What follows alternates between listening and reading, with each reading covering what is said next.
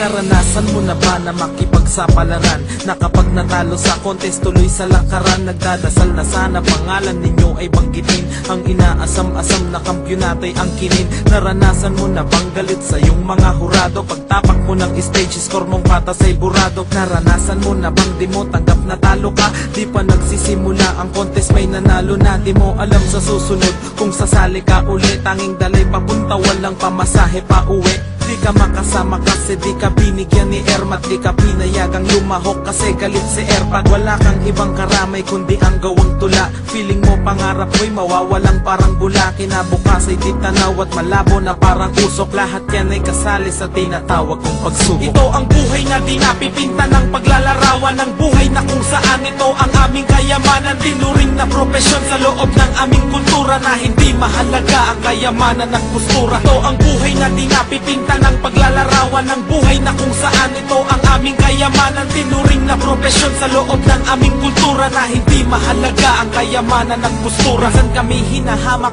at inaalipusta, wala daw pera na hawak at wala rin pampusta. Sabi ko ano ngayon, wala kang pakialam, sira yata ang ulo mo o baka baliw ka lang. At turing sa amin ay Bisaya dahil sa pananamit, marami sa aming di na kaya dahil sa pananakit. Marahil yung iba sa amin lalo pa na sumusuko, dahil yung daan nila parang lupa na gumuguho. Pinilit nilang sumuong sa mabubog at masukal, kapalarang mapait parang nasunog na asukal. Ang ibang level na magdaya pa sa politiko, questionin mo lang sila, ituturing kang kritiko. Sumusulat ako dahil sa Diyos at sa aking dignidad, makagawa ng alamat tulad ni Felix Trinidad. Tuloy pa rin sa pagsulat kahit magalit ang iba, ilalahat ko kung paano ko ginamit ang tinta. Ito ang buhay na di napipinta ng paglalarawan, ng buhay na kung saan ito ang aming kayamanan. Tinuring na propesyon sa loob ng aming kultura, na hindi mahalaga ang kayamanan ng postura. Ito ang buhay na di napipinta ng paglalarawan, ng buhay na kung saan ito ang aming kayamanan. Tinuring na propesyon sa loob ng aming kultura, na hindi mahalaga ang kayamanan ng postura. 10 taon ako noon